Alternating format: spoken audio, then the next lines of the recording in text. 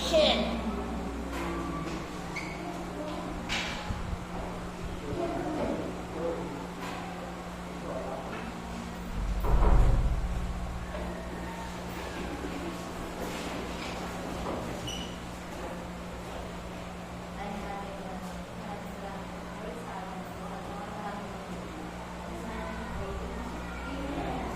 Magandang hapon and mabining.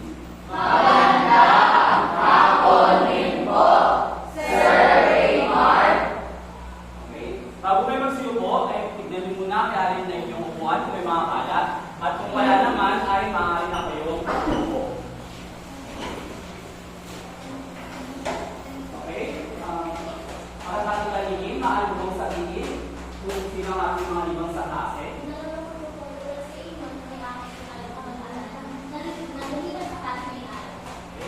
Maraming salamat. So dahil nandito naman kayo yung sagot ng paaralan, bigyan nyo ang sarili nyo ng tatlong paksa. Ngayon, nais ko lang malaman sino ba ang manonood sa inyo ng balita kahapon, kagabi, kaninang umaga. Taas lang ang kamay sa mga nais sumagot. Okay ba, Roro? Ang nakalap ko po balita, kanina lang po, nung na-arrest po si dati natin Pangulo si President Rodrigo Duterte, is nagkaroon po ng isang pasasalamat yung mga mahal sa buhay ng mga yung judicial killing. Tapos, dinala po siya sa Lubang Pangako Parish na matatagpuan po sa Payatas City. Okay, maraming salamat. No? Bigyan natin ng 5 bagsak si Miss Paroro. Bago rin na ako sa ating sunod na aralin, ay tayo magkakaroon ng short recap or balik-aral sa ating tinalakay ng nakaraan. So, ang title ng ating activity ay pakibasa. Word puzzle. Okay, para malaman natin kung ano nga ba ang tanong ko, pakibasa. Tukuyin ang iba't ibang isyong pinapakita sa larawan upang mabuo ang tamang sagot.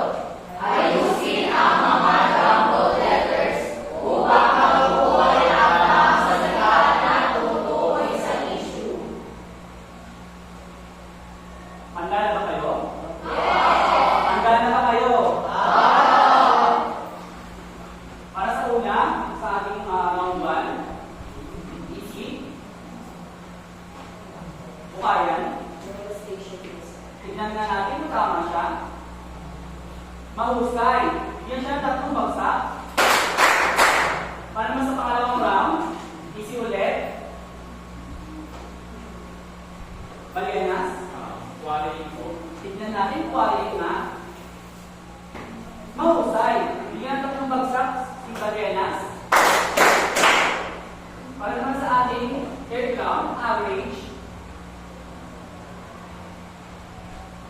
Average. Okay. Tignan natin kung kaya change na ba. Mahusay. Kaya change. Bigyan siya ng 3 bagsak.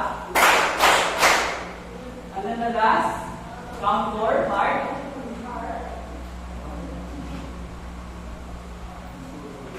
Wagner. Tingnan natin ito tama. Mahusay. Bigyan natin si Wagner na 5 bagsak. Para naman sa sunod natin activity or gagawin ay meron tayo isa pang presentasyon na gagawin. Ito ay ang Cebola. Lipat ang tulong po. Ayan. So, pakibasa nga ating gawain. Suliran. Okay. Ano to? Pakibasa rin. Suriin ang mga larawan sa ibaba. Tukuyin kung anong salita ang nais nitong ipawagin. Okay. Bibigyan ko kayo ng 5 minuto para suriin ang larawan. Suriin ang larawan, tingnan nyo lang kung ano yung nakikita nyo. At pagkatapos niya natin sasagutan tayo pang proseso ang tanong. Okay na po ba? Ayan. Para sa mga nating katanungan,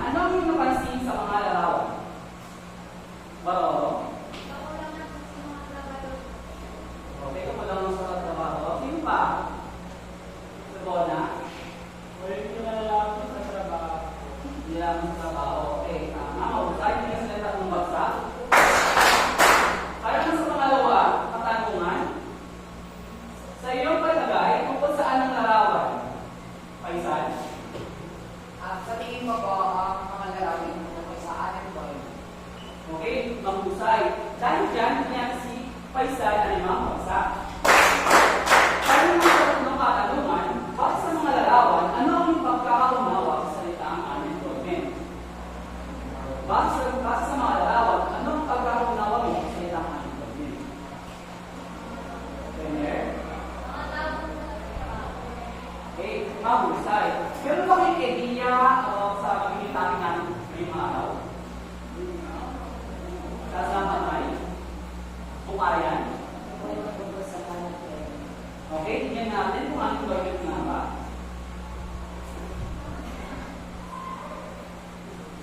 Okay, anong gawin nga. Ngayon, masarap natin bigyang kahulugan yung anong unemployment na ating talakayan. Magkakaroon tayo ng pangkatang gawain. Maaari mo bang basagin ang maluto?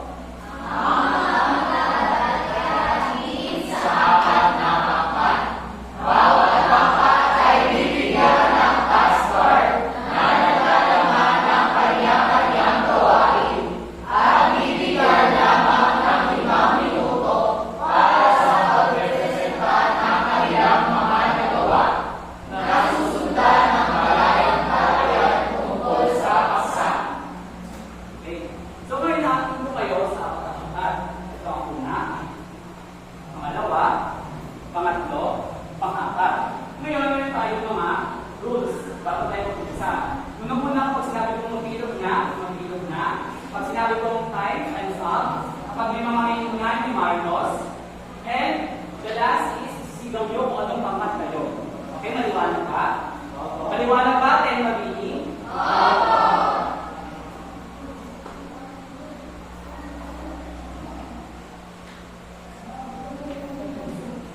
Na-count of 5. 5. Dapat nakabilog na kayo ha. Pag muntik ng 1, hindi pa kayo nakabilog. Minus 1, 2, 3, 4, 5.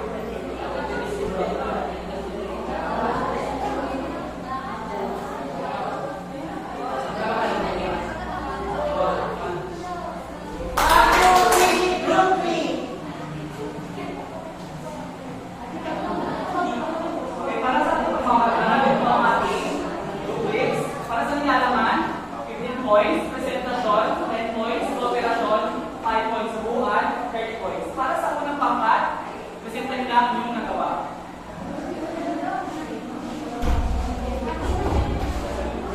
At bigay nyo sa akin yung task bar.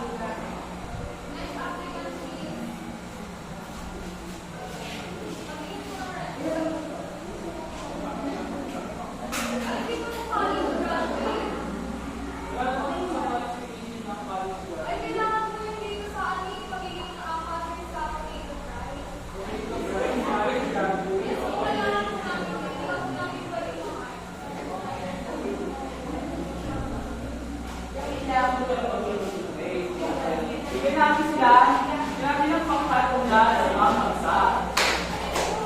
Okay, para naman sa pangalawang pangkat, patingin nga natin yung ginawa.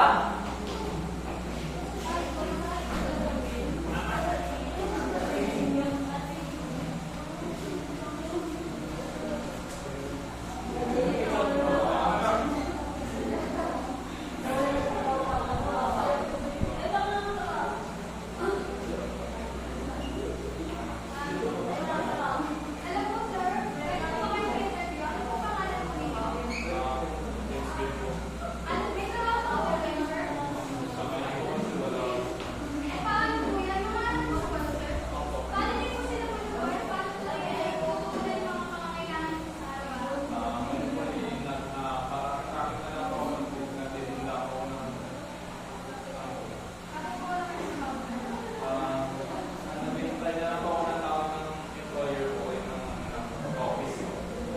Kaya nilalaman natin ang kailangan ng isa sa unemployment, Mr. JP.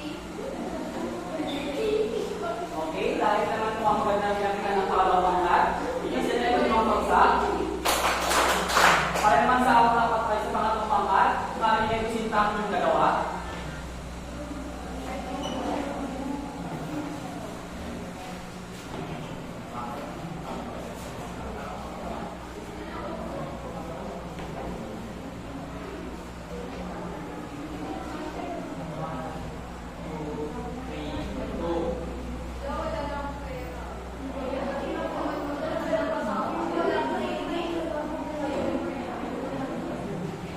Naghahanap ka ba ng bakit walang tumatanggap sa'yo? Kailangan mo ba ng tulong para sa iyong mga skills? Pasok na sa TESDA! Dito sa TESDA, tutulungan namin kayo makahanap ng mga skills na kailangan ninyo para sa inyong mga trabaho. Okay, maraming salamat. Okay, mukhang may pakita naman ang ikatlong pangkat na buong husay at talento na inagawa ninyo sila ng limang bagsak. Kaya naman sa uling pangkat, ikasilbi na ang inyong nagawa.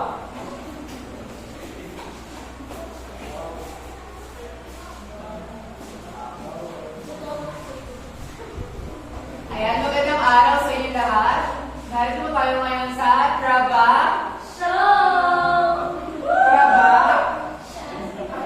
Ayan, ngayong araw, aking tatalakayin kung ano nga ba ang naging epekto or ano ang epekto ng unemployment sa mga kababayan natin Pilipino. So, ano po pangalan ninyo? Ayan, Lara, ano sa tingin mo or bilang miyembro ng ating lipunan, ano ang naging epekto sa inyo kung ano trabaho? Sa ekonomiya po, mas nahirapan po tayo umulat. Ayan, nahihirapan daw ng si Lara. Eh, ikaw naman po. Dahil sa kawalan ng trabaho, nagpipili na yung mga tao ngayon na gumawa ng mga krimen. Kaya dumadami yung krimen, pagnanakaw, yung mga pamumulda. Ayan, no, nakita namin or pinahayag niya na dumadami yung kaso na krimen. Ikaw naman humala. Sa individuality, sa individuality yung mga kawalan ng trabaho ng isang tao. Ayan. Sobrang lapit, no? Unemployment. Ikaw naman po.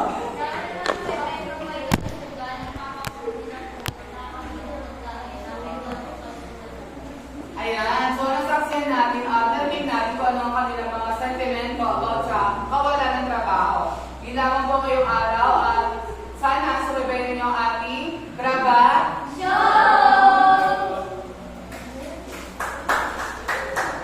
Mukha naman na ipakita naman na pang-apat na grupo, kaya kung sila muli man sila nagsisinta, ay naipakita nila ng buhusay at talento ang kanilang ginawa pang-apat na gawain. Ngayon, bigyan ng puntos ang bawat isa. Para sa unang pangkat, ang magbibigay ng grado ay pangkat 2. Sa unang pangkat, ang bibigay ng grado. Basta sa rules, 30. 30 daw. Okay, palakpakan. Okay, group 1, bibigyan ng puntos.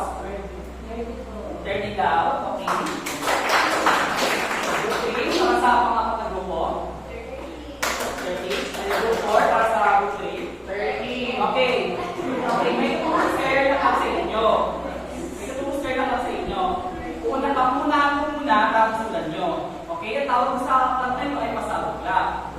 Isa, dalawa, tatlo. Isa, dalawa, tatlo. Pasabog. Okay? So dahil naman, ang kompleto naman ng lahat, nakakuha ng perfect points, bigyan nyo na ng pasabog lang ang bawat isa. Isa, dalawa, tatlo. Isa, dalawa, tatlo. Pasabog. Okay? So bago yan, after ng ating probability, meron kayong tatlo kaalaman na kailangan sa atin.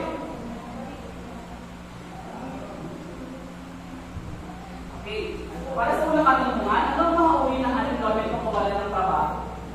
Ano yung mga nakikita ng mga sa ano yun, sa scenario na yun, yung sa group activity na yung ginawa sa panghatang gawain? Ano yung mga nakita nyo? Yung mga iba't ibang kawalan ng trabaho? Kailan na? Yung nakita ko po sir sa isang pangkat, pinakita ko doon kaya nawalan ng trabaho po yung isang manggagawa na yung person tao. Dahil mataas po yung requirements na hindi ng isang pangkat. Okay. Bigyan natin itong bagsak si Elena. Para sa pangalawang katanungan, ano ang mga dahilan ng unemployment base sa ginawa ng group activity? Diba ako? So, para sa akin po yung dahilan, kaya hirap namin, hindi mo siya ako mag-aaral. Okay, mahusay ka. Sabi niya, meron ko siya nakita sa ginawang pangkatagawain na parang kaliwas sa ano, na hindi siya natanggap ko naging qualified sa trabaho na pinasukan niya. Yung daw yung nakita niya sa mga ginawa natin group activity. Para naman sa katungan, ano ang maaaring epekto ng unemployment o pagiging unemployed sa tao at sa bansa? Pedal? So, for me po, yung bagay ko pag-ibig yung isa at sa akin, syempre bababa ko yung siniliwan sa natin kasi marami po yung ayun po, hindi po yung isa sa pag-ibig. Okay, mahusay. Bigyan nyo si Miss Pedal, si Miss Ebaho, at si Miss Baroro na makasabot lang.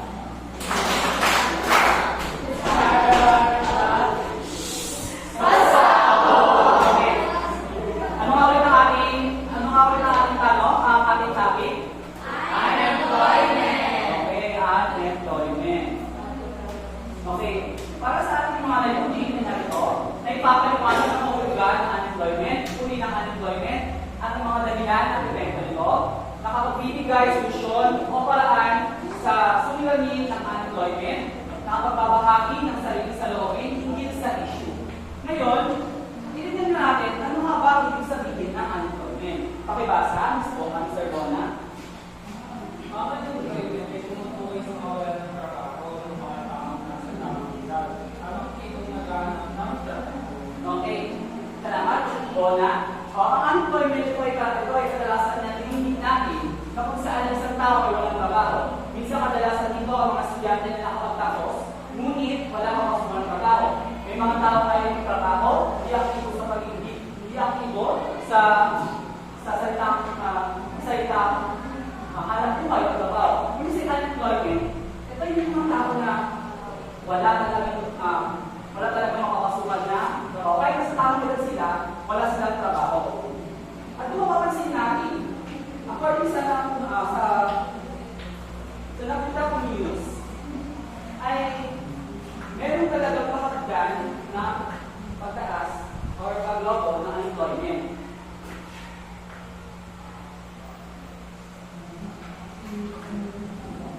Okay. So kung makikita niyo dito sa breaking news, unemployment rate, makikita natin noong January 2004, ang kabuang unemployment isa sa 4.5%. Noong October, bumaba siya, naging 3.9%. Ngayon, lumago siya. Lumago ulit yung unemployment rate. Na kung saan, napapansin natin, hindi totally na nakaayos or nagkakaroon pa rin ng problema sa lipunan kung sinasabing unemployment. Nakita natin na noon nabawasan siya, ngayon tumaas siya. Nagkaroon na 4.3%. Na kung saan, nakita natin na kailan ayos natin nagkakaroon pa rin ng unemployment rate sa isang bansa. So, masasabi titignan pa natin kung ano nga ba o ano pa ba yung mga iba't mga uri ng unemployment. At yung mga uri ng unemployment, makibasa, Parolo. Regional unemployment. Kapag ako, ang tama ko ay naghahanap o naghihintay ng bagong trabaho. Okay, maraming salamat.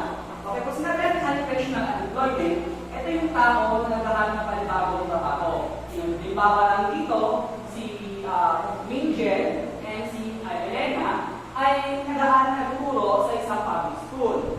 Or, private school. Ngayon, si Elena, gusto niya tumaas ang sahod niya. Alam naman natin sa private, iba yung sahod doon. Ngayon, si Elena, gusto niya magpunta sa public school kasi nalaman niya na gusto niya mataas ang trabaho. Nalala niya si Mingel na sumama sa public school. Ngayon, ang nangyari ay namasukan sila sa public school na kung saan ay tinatawag ito na regional unemployment. Tapos saan magtawid sa panibago opportunity o trabaho.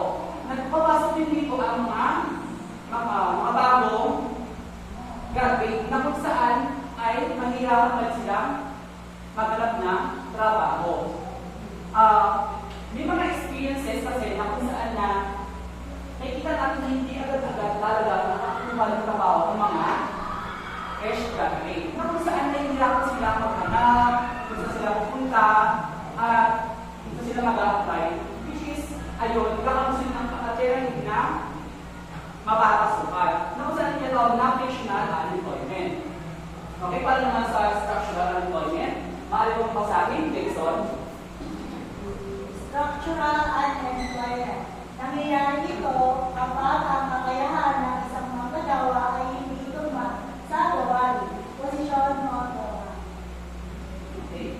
Para naman sa structural unemployment, ito ay isang pangyayari na kung saan ang isang bagay ay pinapalitan ng makinarya. Halimbawa lang dito sa Jollibee. Nakikita niyo ba dito sa Jollibee may mga machine na nagawa niya ng train? Okay. Dito pala sa part na yun, may posibilidad na mawala ng trabaho ang isa manggagawa kapag sila ay napalitan na. Diba?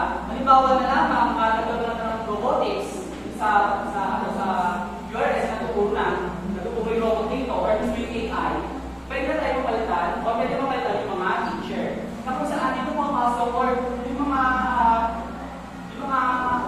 halimbawa nakapagos ka ng nurse tapos hindi naman na-connect yung pinapasok mo sa trabaho na gusto mo. Siyempre, may pasunod na mag-resign ka sa trabaho mo. Ayun yung sabihin ng structural unemployment. Next. Tayo ko ibasa. Tayo ko ibasa. Voluntary unemployment kapag nagustuhan talaga ng tao na hindi magtrabaho. Okay. When we say about voluntary unemployment, ito yung mga taong ayaw talaga ng trabaho. Ayaw nilang magtrabaho, gusto nilang mag-ibig sa ng kanilang pagkain, gusto nilang kumilata. So, meron mga posibilidad na hindi na talaga sila kaya sa trabaho, gusto talaga yung to get the money. May mga pwede sabihin na voluntary unemployment. Kung saan voluntary talaga sa sarili mo na sinasabi mo na ayaw mong magtrabaho. Halimbawa ako, ayaw mong magtrabaho. Doon ako papawag sa voluntary unemployment. Ayun. Balyenas, paano bang basahin? Cyclical unemployment. Nagaganap ito kapag ang isang bansa ay mahina ang ekonomiya. When sa about cyclical unemployment, nagaganap ito kapag ang isang bansa ay mahina ang trabaho. Halimbawa na lang dito, si Jairus, siya, company siya isang beer, na kung saan marami siya kikita. Ngayon marami siyang worker. Ngayon nalugi yung pagmamahal niya. May posibilidad na bumagsak ang yung kumpanya niya dahil sa wala ng kita. Na kung saan dito pumapasok yung pagbagsak ng ekonomiya ng sa bansa. Kaya nagkakaroon tayo sa unemployment na kung saan may posibilidad na yung mga magagawa ni Jairus ay walang makuha sa letter S, sa board. Nakukuha din na. Na kung saan wala kayo ng buong sahod, ano mangyari? Aalis kayo sa trabaho yun. Agad pa kayo na nagtatrabaho kayo tapos wala kayong sahod? Pakitaas na, agad pa kayo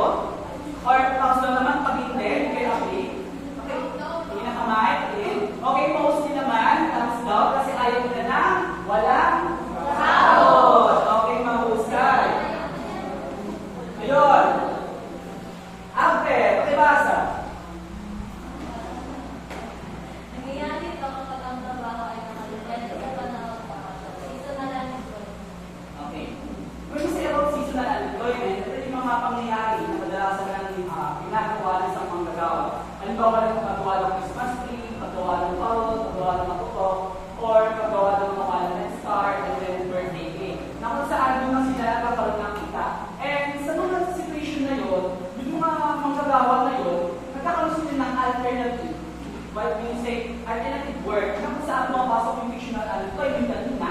Kaya nagkakaroon na seasonal unemployment kasi dito, minimal na. Alam mo, bibigay ka ng Valentine's card, Halloween. Diba? And birthday mo, bibigyan ka ng Christmas Day. Diba? Ngayon, nagkakaroon na, okay naman ito dito. Kaya marami na kumakalis sa ito, trabaho. Okay? Para sa ating muli, ay nakakaroon tayo sa mga gawain. Mr. Bola, ano bang tulungan?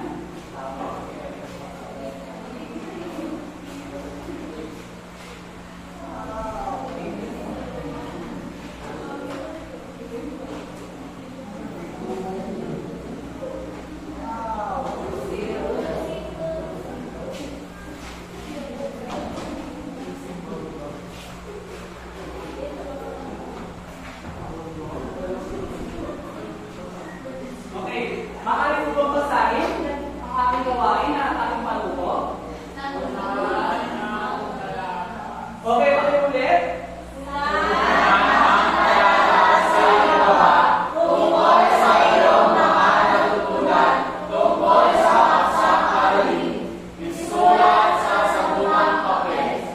Okay. So dito, gagawin nyo, itatagawin lang yung line na sinasabi.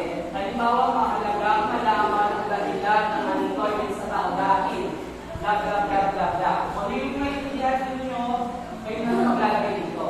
So, ang naman na to, gawain ko kay Facebook. So, kung mga kailangan na ako lang ito sa gawa. So, maaari na kayong magsagot.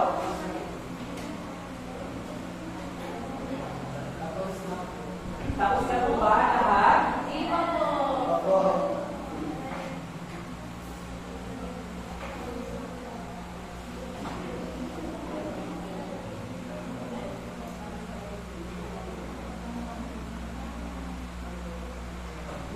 Okay, dahil mo ang maningin sa Baroro, ano ang inyong nagawa tungkol sa ating aktibidad? Baroro, ano ba ibahagi?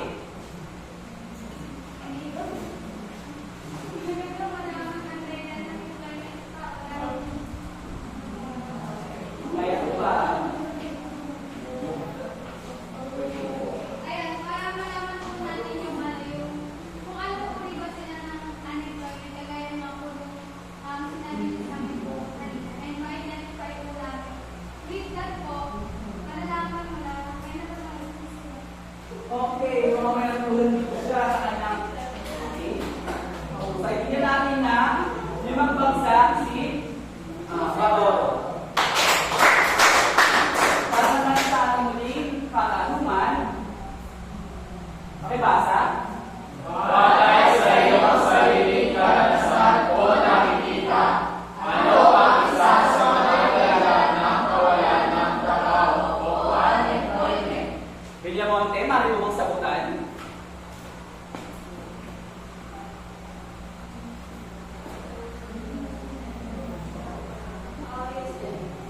So, bakit gagawin ako ng unemployment or bakit nagkakaroon ko ng trabaho?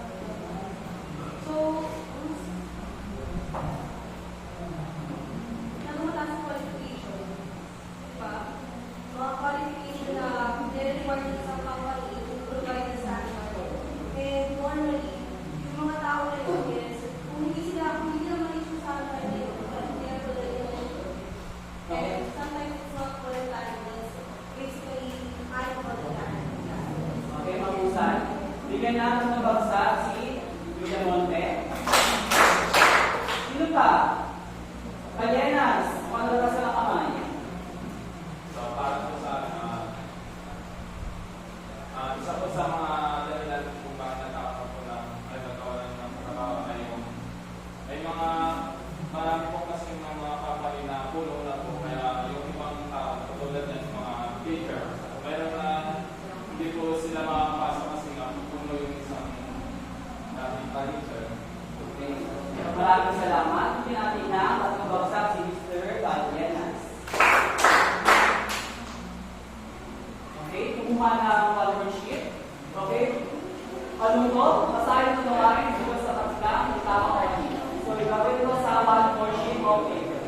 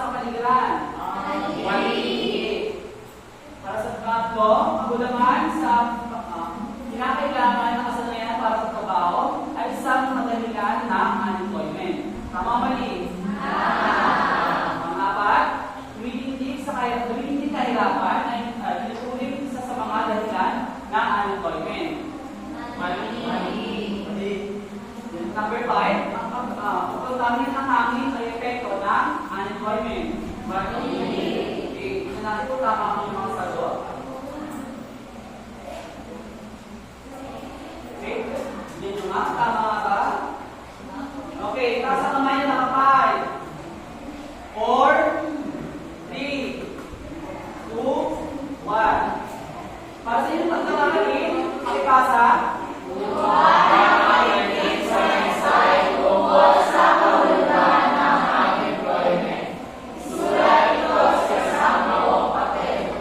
Okay, dapat pinakailangan bukas ay naipasa sa akin na ginawa ninyo maitim sa naysay. Sa ito ilalagay? Okay, pero katanong naman sa GC ko ano gagawin. Okay. Ayun lamang.